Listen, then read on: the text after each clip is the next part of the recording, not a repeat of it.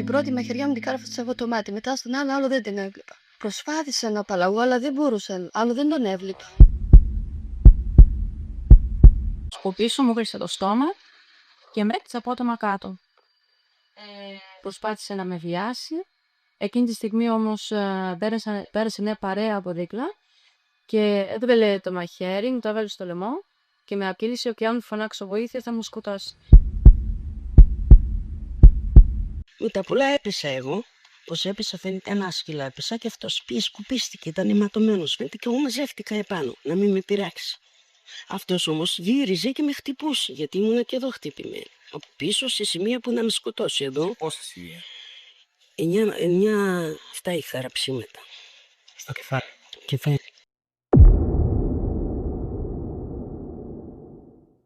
Αυτές οι σοκαριστικές μαρτυρίες τις ακούσαμε στο πρώτο επεισόδιο της υπόθεσης. Από κάποιες από τις γυναίκες που κατάφεραν να γλιτώσουν από τα χέρια του Κυριάκου Παπαχρόνη. Σήμερα όμως, μεταξύ όλων των άλλων, θα παρουσιάσουμε και την άλλη όψη του νομίσματος.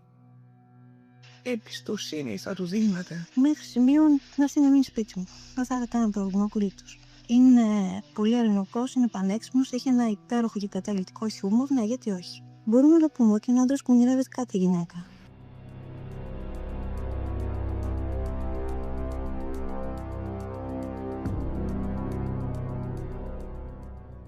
Χαλαρώστε και καλή ακρόαση. Αν σας αρέσουν τα βίντεό μας, πατήστε εγγραφή στο κανάλι μας και το καμπανάκι για να σας έρχονται ειδοποιήσεις όταν βγαίνουν νέα βίντεο. Ο τύπος της εποχής έχει ήδη βαφτίσει τον άγνωστο εφιάλτη, ο δράκος της δράμας. Για μήνες η ασφάλεια ψηλαφίζει στο σκοτάδι. Οι έρευνες απλώνονται σαν δίχτυ σε δεκάδες στρατόπεδα της Βόρειας Ελλάδας, καθώς οι ενδείξεις δείχνουν στρατιωτικό. Όταν το δίχτυ επιτέλους κλείνει, η αλήθεια που αποκαλύπτεται ξεπερνά κάθε νοσηρή φαντασία. Ο άνθρωπος πίσω από τη φρίκη υπηρετεί στην ελίτ του ελληνικού στρατού, στην 5η μοίρα καταδρομών με το βαθμό του έφεδρου ανθιπολογαγού. Αλλά το πιο αρρωστημένο κομμάτι, η απόλυτη τραγική ηρωνία αυτής της υπόθεσης, κρύβεται στις αναφορές της υπηρεσίας του. Τις προηγούμενες ημέρες, ο ίδιος ο Παπαχρόνης, φορώντας τον πράσινο μπερέ, είχε κληθεί από τους ανωτέρους του και συμμετείχε ενεργά στις περιπολίες και τις έρευνες. Ο δολοφόνος έψαχνε τον εαυτό του στους σκοτεινούς δρόμους, γελώντας πίσω από την πλάτη των αρχών. Με πολλούς και μάλιστα και με εμένα μπορώ να πω γυμναζόμασταν στο ίδιο χώρο. Δηλαδή πηγαίναμε στο πιστό γυμναστήριο και γυμναζόμασταν. Και συζητούσαμε ακόμη και αυτό το γεγονός δηλαδή και μάλιστα μας έπιανε και διάλογο και αυτό στη συζήτηση. Γιατί ήταν αδόκιμος που να ξέρουμε ότι ήταν κοντά μας. Του λέγαμε ότι συνέβαινε και ανέφερε και ο ίδιος ότι ακόμη δεν τον πιάσατε και λοιπά, τι γίνεται με τον τράγο και μας έλεγε και ο ίδιος και μας έλεγε διάφορα περιστατικά, πώς μπορούμε να το κάνουμε, μήπως ήταν εκπαιδευμένος και λοιπά, πρέπει να έχει λέει και ψυχολογικά προβλήματα, μας έλεγε, για να ενεργεί μάλιστα κατά αυτόν τον τρόπο.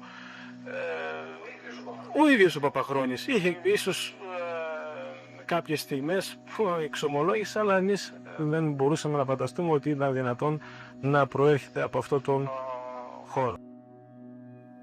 Όταν οι ανακριτές διασταύρωσαν τις ώρες των επιθέσεων με τα βιβλία υπηρεσιών και εξόδων του στρατοπέδου, διαπίστωσαν ότι ο έφεδρος ανθιπολογαγός βρισκόταν εκτός μονάδας ακριβώς τις ώρες που ο δράκος σκορπούσε το θάνατο. Στο τελευταίο χτύπημα από Παπαχρόνης, αφού χτύπησε την Λαζαΐδο, μετά από λίγα λεπτά πήγε στο στρατόπεδο. Εμείς μετά το στοιχείο που είχαμε ότι άρβιλα και τζάκετ φορούσε ο δράστης, ψάξαμε όλα τα στρατόπεδα να δούμε το χρονικό διάστημα αυτό ποιος πήγε μέσα στο στρατόπεδο. Έτσι διαπιστώσαμε ότι ήταν ο Παπαχρόνης. Αφού τον οδηγήσαμε εδώ στην υπηρεσία μας, άρχισαμε να καλούμε όλα τα θύματα.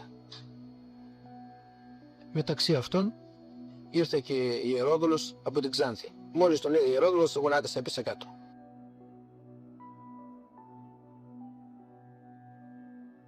«13 Δεκεμβρίου 1982.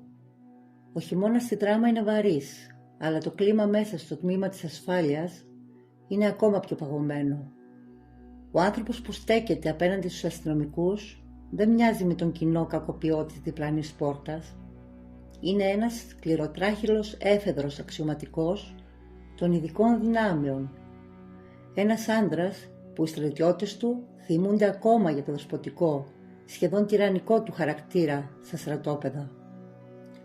Τώρα το βλέμμα του είναι άδειο. Απλώνει τα χέρια του μπροστά, χωρίς φωνές, χωρίς αντίσταση. Δέχεται αδιαμαρτύρητα το μέταλλο των χειροπέδων στους καρπούς του.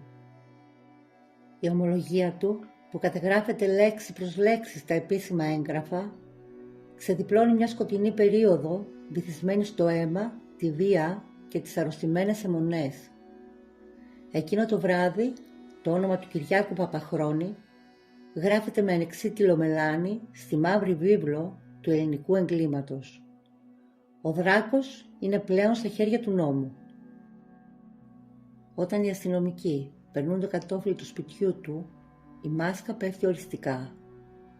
Μέσα στις κρυψώνες του δωματίου του, οι αρχές ξεθάβουν τα φωνικά όπλα, τα μαχαίρια που είχαν σκίσει τις σάρκες τόσων γυναικών. Δίπλα τους βρίσκεται και το απόλυτο πιστήριο του εγκλήματος. Ο αναπτήρας που είχε κρατήσει ως ένα αρρωστημένο αναμνηστικό από τη δολοφονία της Αναστασίας Αλεξανδρίδου στη Θεσσαλονίκη. Ο δράκος της δράμας είναι πλέον γυμνός μπροστά στα στοιχεία. Το κυνήγι τελείωσε. Είναι το βράδυ της 13ης Δεκεμβρίου 1982. Όταν οι αστυνομικοί κλειδώνουν τις χειροπέδες στους καρπούς του Παπαχρώνη, μέσα στο παγωμένο ανακριτικό γραφείο, ο έφεδρος ανθιπολχαγός επιστρατεύει την τελευταία του άμυνα, την απόλυτη άρνηση. Κοιτάζει στους αστυνομικούς στα μάτια και δηλώνει αθώος, προσπαθώντας να υποδηθεί τον θυγμένο αξιωματικό. Όμως ο τείχος της σιωπής του δεν θα κρατήσει για πολύ. Οι ανακριτές, έχοντας σε χέρια τους τα μαχαίρια και τον αναπτήρα πιστήριο, τον σφυροκοπούν με ερωτήσεις. Ο Παπαχρώνης πέφτει σε αντιφάσεις. Οι απαντήσεις του είναι γεμάτες κραυγαλαίες ανακρίβειες και λογικά κενά. Το τελειωτικό χτύπημα έρχεται πίσω από το μονόδρομο καθρέφτη της ασφάλειας. Τα επιζώντα θύματα μπαίνουν ένα-ένα στην αίθουσα αναγνώρισης και το δάχτυλό τους δείχνει σταθερά το δικό του πρόσωπο. Η έλλειψη άλοθη, το βάρος των αποδείξεων και η εξαντλητική ολονύχτια πίεση των ανακρίσεων λυγίζουν το θηρίο. Η κούραση τον καταβάλει. Με το κεφάλι σκυμμένο, ο Κυριάκος Παπαχρώνης σπάει. Παραδέχεται τα πάντα.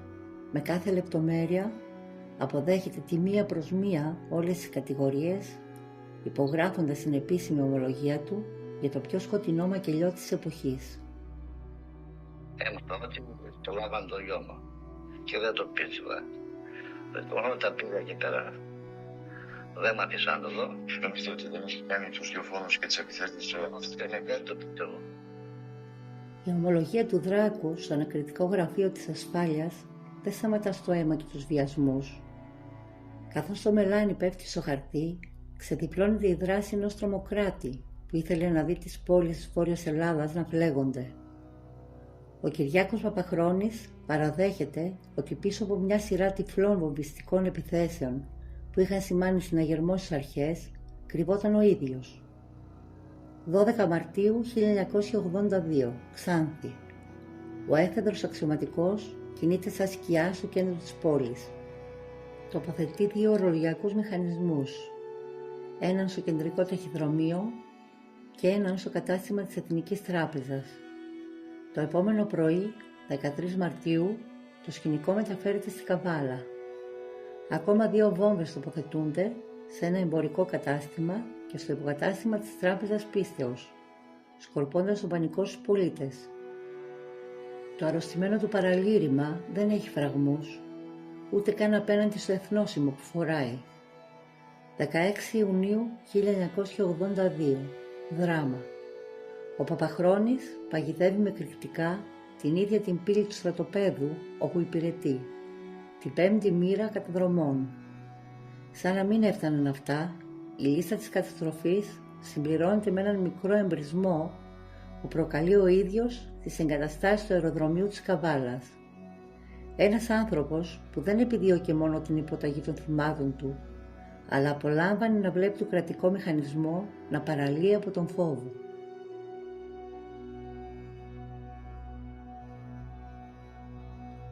«14 Ιουνίου 1983. Τα βλέμματα ολόκληρης της χώρας είναι στραμμένα στο κτίριο του πενταμελούς εφετείου Θεσσαλονίκης. Εκεί, υπό την αυστηρή δικαιοδοσία του διαρκού στρατοδικείου Καβάλας, ξεκινάει η δίκη του αιώνα για την ελληνική επαρχία. Η διαδικασία θα διαρκέσει 5 ολόκληρες ημέρες, μέχρι τις 18 Ιουνίου. Όπως είναι φυσικό, ο τύπος και η τηλεόραση της εποχής στείλουν μια πρωτοφανή μηντιακή γιορτή γύρω από το εδόλιο, μεταδίδοντας κάθε δευτερόλεπτο της ακροματικής διαδικασίας. Όταν ο Κυριάκος Παπαχρόνης περνάει την πόρτα της αίθουσας, δεν θυμίζει σε τίποτα ένα μετανιωμένο κατηγορούμενο. Η εμφάνισή του μπροστά στους δικαστές χαρακτηρίζεται από μια έντονη, σχεδόν προκλητική θεατρικότητα. Με προσεγμένο στυλ, σταθερό βλέμμα πυγμάχου και απόλυτη αυτοπεποίθηση, ο έφεδρος ανθιπολογαγός αντιμετωπίζει το ακροατήριο σαν να βρίσκεται σε θεατρική σκηνή. Αυτή η στάση του διχάζει την κοινή γνώμη και προκαλεί θύελλα αντιδράσεων. Από τη μία πλευρά, η πλειοψηφία του κόσμου εξοργίζεται με την απάθεια και τον κινησμό του, από την άλλη, η απόγοσμη γοητεία του δράκου και η ψυχραιμία του γεννούν ακόμα και θετικά, σχεδόν νοσηρά σχόλια από μερίδα του κοινού που παρακολουθεί καθυλωμένη το δικαστικό δράμα. Έμαθα κάποια στιγμή από κάποιον γνωστό ότι ο Κυριάκος ήταν στο συγκεκριμένο σοφρονιστικό κατάστημα και λίγο από περιέργεια, λίγο γιατί ήταν σε μια στιγμή που είχα ανάγκη να επικοινωνήσω με κάποιο άτομο, του στείλω το πρώτο γράμμα και έτσι ξεκίνησα. Τι σας απάντησε? Στην αρχή ήταν αρνητικός και προσπαθούσε να με αποκρούσει λίγο ειρωνικά, λίγο θυμωμένα, αλλά μέσα από την αντίδρασή του φαινόταν καθαρά ότι είχε ανάγκη να επικοινωνήσει, γι' αυτό και επέμεινα, ώσπου τελικά άρχισε και αυτός να τα αποκρίνεται θετικά και να έχουμε έτσι την αλληλογραφία του. Εμπιστοσύνη θα του δίνατε? Μέχρι σημείων να έρθει να μείνει σπίτι μου. Δεν θα είχα κανένα πρόβλημα απολύτως. Είναι πολύ ελληνικός, είναι πανέξυπνος, έχει ένα υπέροχο και καταλυτικό χιούμορ, ναι, γιατί όχι. Μπορούμε να πούμε ότι είναι άντρας που ονειρεύεται κάθε γυναίκα.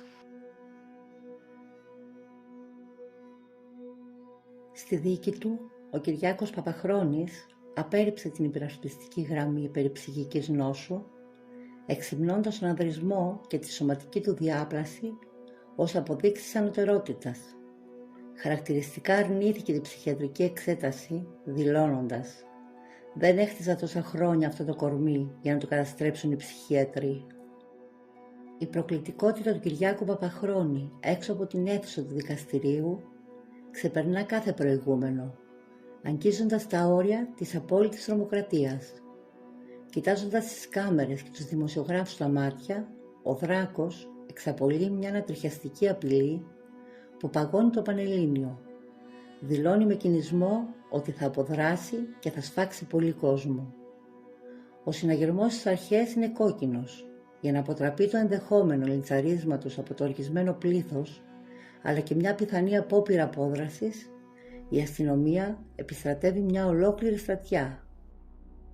Σχεδόν 300 πάνωπλοι αστυνομικοί σχηματίζουν έναν αναδιαπέραστο κλειό ασφαλείας, φυλάσσοντας το κατηγορούμενο επί 4 ολόκληρες ημέρες, όσο διαρκεί η ακροματική διαδικασία. Στο εδόλιο του κατηγορούμενου, ο 22χρονος πλέον Παπαχρόνης έρχεται αντιμέτωπος με το βαρύτατο κατηγορητήριο. Η δικαιοσύνη δεν του χαρίζεται, κατηγορείται και καταδικάζεται για μια πρωτοφανή σωρία στιγερών εγκλημάτων. Η απόφαση του δικαστηρίου πέφτει σαν τσεκούρι, αλλά ο Κυριάκος Παπαχρόνης δεν λυγίζει. Αντίθετα, κοιτάζει τους δικαστές με ένα παγωμένο, ειρωνικό χαμόγελο και ξεσπάει σε ένα παραλήρημα, που αφήνει άναυδη την αίθουσα. «Ευχαριστώ. Τι βάζετε τέτοιες ποινές? Τόσα χρόνια θα ζήσουμε. Στείλτε με στο απόσπασμα, γιατί αν βγω έξω πάλι τα ίδια θα κάνω». Ο κινησμός του Δράκου φτάνει στο απόλυτο ζενήθ του. Δεν ζητάει έλεος, ζητάει τις σφαίρες του εκτελεστικού αποσπάσματος, παραδεχόμενος ανοιχτά ότι το θηρίο μέσα του παραμένει πεινασμένο. Περίπου ένα χρόνο μετά, τον Ιούλιο του 1984, η υπόθεση ανοίγει ξανά στους διαδρόμους του Αναθεωρητικού Δικαστηρίου Θεσσαλονίκης. Στη δίκη σε δεύτερο βαθμό, οι δικηγόροι του επιχειρούν μια τελευταία προσπάθεια να σπάσουν τα ισόβια ή τη θανατική ποινή. Όμως η δικαιοσύνη παραμένει τυφλή και αμήλικτη απέναντι στη φρίκη. Το δικαστήριο επικυρώνει στο ακέραιο το αρχικό κατηγορητήριο, επιβάλλοντάς του ξανά τις ίδιες εξοντωτικές ποινές. Το τελικό ρεζουμέ της καταδίκης του γράφεται με αριθμούς που προκαλούν δέος. Καταδικάζεται δύσης θάνατον και σε επιπλέον 20 χρόνια κάθριξη. Το θηρίο της δράμας οδηγείται στις βαριές φυλακές, με την κοινωνία να παίρνει επιτέλους μια βαθιά ανάσα ανακούφισης.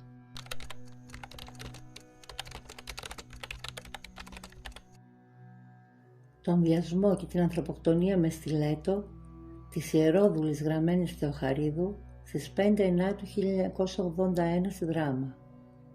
Την απόπειρα δολοφονίας στις 20 Δωδεκάτου 1981 σε βάρος της Ποστιάδου στη Δράμα. Την απόπειρα βιασμού και την ανθρωποκτονία της φοιτήτριας Παπαδοπούλου στις 15 Πρώτου 1982 στη Δράμα. Τον βιασμό και την ιδεχθή ανθρωποκτονία της 20χρονης φοιτήτριας Αναστασίας Αλεξανδρίδου στις 15 Οκτώβρου 1982 στους αμπελόκηπους Θεσσαλονίκης. Τις απόπειρες βιασμού και ανθρωποκτονίας κατά της 18χρονης αγοραστής Τέζα και της 30χρονης νοσοκόμας Βασιλικής Λαζαρίδου στη Δράμα. Την απόπειρα βιασμού και ανθρωποκτονίας σε βάρος της 23χρονης Πεχλιβανίδου. 2 ακόμη απόπειρες βιασμού και δολοφονίας κατά μίας ιερόδουλης και μιας άλλης γυναίκας στη Ξάνθη. Οι βαριές πόρτες των φυλακών κλείνουν πίσω από τον Κυριάκο Παπαχρόνη, αλλά το θηρίο μέσα του αρνείται να ημερέψει. Ως κρατούμενος, ο Δράκος αποδεικνύεται ο απόλυτος εφιάλτης για τους σοφρονιστικούς υπαλλήλους. Είναι δυσπροσάρμοστος, ακραία επιθετικός και εντελώς απρόβλεπτος. Η βίαιη συμπεριφορά του τον μετατρέπει σε μόνιμη απειλή πίσω από τα κάγκελα, καθώς πρωτοστατεί σε κάθε εξέγερση, σπέρνοντας τον τρόμο και χτυπώντας με μανία όποιον συγκρατούμενό του βρεθεί στον δρόμο του. Αμέσως μετά τη δίκη του, οι αρχές τον μεταφέρουν στις στρατιωτικές φυλακές της Θεσσαλονίκης. Η παραμονή του εκεί, αν και σύντομη, μένει χαραγμένη στην ιστορία του Ιδρύματος ως μια περίοδος απόλυτου χάους. Ο Παπαχρόνης προκαλεί συνεχώς άγριες ταραχές. Σε ένα χαρακτηριστικό περιστατικό παθαίνει μια τυφλή κρίση οργής που διαρκεί 4 ολόκληρες ώρες. Με τη μυϊκή δύναμη του πρωταθλητή πυγμαχίας και καταδρομέα ισοπεδώνει ολοκληρωτικά το κελί του, ξυλώνοντας και σπάζοντας ό,τι υπάρχει γύρω του. Οι φύλακες παρακολουθούν ανήμποροι ένα ανθρώπινο κτήνος που αρνείται να υποταχθεί σε οποιοδήποτε νόμο. Και έπειτα, μέσα στο απόλυτο σκοτάδι της απομόνωσης, συνέβη το αναπάντεχο. Ήρθε η επιφύτηση του Αγίου Πνεύματος και η απόλυτη γαλήνη. Μετά τη μόνιμη εγκατάστασή του στις δικαστικές φυλακές της Λάρισσας, το βίαιο θηρίο έδειξε να ημερεύει οριστικά. Ο άνθρωπος που κάποτε ισοπαίδωνε κελιά και κατακρεουργούσε γυναίκες, άφησε κάτω τα όπλα και έπιασε τα βιβλία. Άρχισε να ζωγραφίζει, να μελετά συγγράμματα θεολογίας και ψυχολογίας, ενώ περνούσε ατελείωτες ώρες στην εκκλησία του Σοφρονιστικού Ιδρύματος, ψέλνοντας με κατάνοιξη στις λειτουργίες. Όμως το πιο παράδοξο κομμάτι αυτής της περίοδου κρύβεται πίσω από τα γράμματα που έφταναν καθημερινά στο κελί του. Η αλληλογραφία του Παπαχρόνη κατά τη διάρκεια του εγκλισμού του παίρνει διαστάσεις κοινωνικού φαινομένου. Το προφίλ του ωραίου και γενναίου αξιωματικού, ο τίτλος του Δράκου με το αγγελικό χαμόγελο που του είχαν φορτώσει και οι δημοσιογράφοι της εποχής, γεννά μια νοσηρή γοητεία. Είναι ένα πρόσωπο το οποίο έχει μία ποινή δις εις θάνατο. Θα τον εμπιστευόσασταν ποτέ? Δεν ξέρω, χρόνο. Πιστεύω ότι ο Κυριάκος που αλληλογραφώ εγώ δεν μπορεί να υπήρξε ο Κυριάκος με αυτόν που καταδικάστηκε δις εις θάνατο. Αλλά αυτή τη στιγμή σου λέω ανεπιφύλακτα ναι, θα τον εμπιστευάμουν ακόμη και να τον φιλοξενήσω στο σπίτι μου. Το 2004, παρά την αντίθετη εισήγηση της εισαγγελέως, ο Κυριάκος Παπαχρόνης πέτυχε την αποφυλάκησή του. Αν και τα πειθαρχικά παραπτώματα αποτελούσαν ανασταλτικό παράγοντα, ο 44χρονος κρατούμενος, έχοντας εκτίσει πραγματική ποινή 21 ετών και 5 μηνών, αφέθηκε ελεύθερος. Οι δημοσιογράφοι και οι κάμερες που έχουν στηθεί έξω από τη φυλακή περιμένουν μια δήλωση μεταμέλειας. Αντί αυτού, ο Δράκος επιλέγει να μοιράσει ένα περίεργο γραπτό σημείωμα γεμάτο απόκοσμο περιεχόμενο και βαρύγδουπες εκφράσεις και προκαλεί ξανά ανατριχύλα. Στο κείμενο αυτό ο Παπαχρόνης γράφει με μια σοκαριστική, σχεδόν λογοτεχνική θεατρικότητα: πριν από 22 χρόνια, παρασυρώμενος από την ακρισία της ηλικίας και κυρίως από τις φαυλεπίβολες συναναστροφές μου, πουλήσαμε όλοι μας τις ψυχές μας στον Νεοσφόρο. Όπως ο Φάουστ και εγώ προσωπικά έχασα λαμβάνοντας εξοντωτική ένδικη μισθαποδοσία. Στη συνέχεια ζητά συγγνώμη από μέσης ψυχής από την κοινή γνώμη για τα απεχθή φορτία των ανομιών του, δίνοντας την υπόσχεση να ζήσει στο εξής εν αγνία και σεμνή πολιτεία και φυσικά άμεμπτος εμπαντή. Όμως το κλείσιμο της επιστολής του είναι αυτό που αφήνει μία μόνιμη σκοτεινή σκιά στην ελευθερία του. Ο άνθρωπος που κάποτε απειλούσε να σφάξει κόσμο αν έβγαινε, αποχαιρετά την κοινωνία με μια κινηματογραφική σχεδόν απειλητική ατάκα. Άστα λαβίστα εν ευθέτω χρόνο. Ο Δράκος με το αγγελικό χαμόγελο χάνεται στην ανωνυμία, αφήνοντας πίσω του το πιο ενιγματικό και κοινικό φινάλε στην ιστορία του ελληνικού true crime. Το 2011 ο Δράκος της δράμας επιστρέφει απότομα στα πρωτοσέλιδα των εφημερίδων. Αυτή τη φορά μέσα από τα φώτα της νυχτερινής ζωής. Μια φωτογραφία του, στην οποία ποζάρει δίπλα στη γνωστή Τζούλια Αλεξανδράτου, μέσα σε ένα κλαμπ της Ελασσόνας, κάνει το γύρο των μέσων ενημέρωσης, προκαλώντας αίσθηση. Την ίδια χρονιά, τα φώτα της δημοσιότητας πέφτουν ξανά πάνω του, όταν μέσα από το Facebook γίνεται γνωστό ότι ο Παπαχρόνης έχει αραβωνιαστεί με μια γυναίκα, τη Λίνα. Ένα χρόνο αργότερα, το 2012, ο Κυριάκος Παπαχρόνης σπάει τη σιωπή του και εμφανίζεται στη τηλεοπτική συνέντευξη στο κανάλι Star. Κοιτάζοντας τη κάμερα με ένα εντελώς διαφορετικό πρόσωπο, ομολογεί: «Έσφαλα, ντρέπομαι που ζω ανάμεσά σας». Σε εκείνη την εκπομπή, ο πρώην καταδρομέας μιλά ανοιχτά για τη γυναίκα που μπήκε στη ζωή του και στάθηκε βράχος στο πλευρό του. Η αφοσίωση και η αγάπη της Λίνας προκαλούν την έντονη εντύπωση της κοινής γνώμης, καθώς κανείς δεν μπορεί να πιστέψει πώς μια γυναίκα δέθηκε έτσι με έναν καταδικασμένο κατά συρροή δολοφόνο. Η Λίνα είναι ιδανικό, από αυτά που μας μάθαιναν στο σχολείο. Πατρίς, θρησκεία, οικογένεια, Λίνα.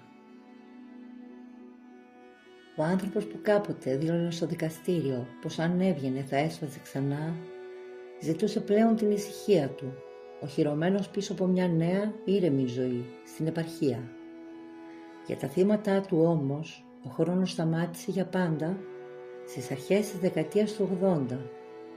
Ο Δράκος της δράμας κατάφερε να βρει τη δική του λύτρωση, αφήνοντας πίσω του μια ιστορία γεμάτη αίμα, ενοχές και ερωτηματικά που θα στοιχιώνουν για πάντα την Ελλάδα.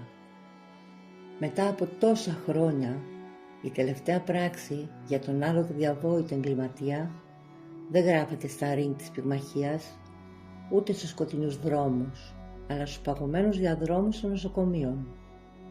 Σύμφωνα με την επίσημη γνωμάτευση του ΚΕΠΑ, το σώμα που κάποτε ο ίδιος υπερασπιζόταν με τόσο ναρκισσισμό έχει πλέον παραδοθεί.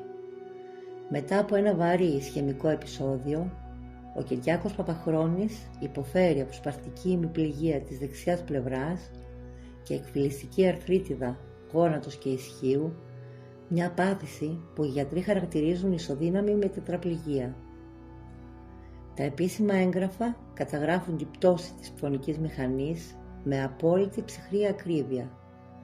Συνολικό ποσοστό αναπηρίας 89%. Κατά ιατρική πρόβλεψη εφόρου ζωής. Η κατάσταση του Δράκου είναι πλέον ιατρικά μη αναστρέψιμη. Ο άνθρωπος που κάποτε σκόρπιζε τον τρόμο και το αίμα, στηριζόμενος στη σωματική του διάπλαση, είναι πλέον καθυλωμένος, ανίκανος να κινηθεί. Το θηρίο της δράμας νικήθηκε τελικά από την ίδια του τη φύση, αφήνοντας πίσω του μια από τις πιο σκοτεινές και συζητημένες σελίδες στην ιστορία του ελληνικού εγκλήματος.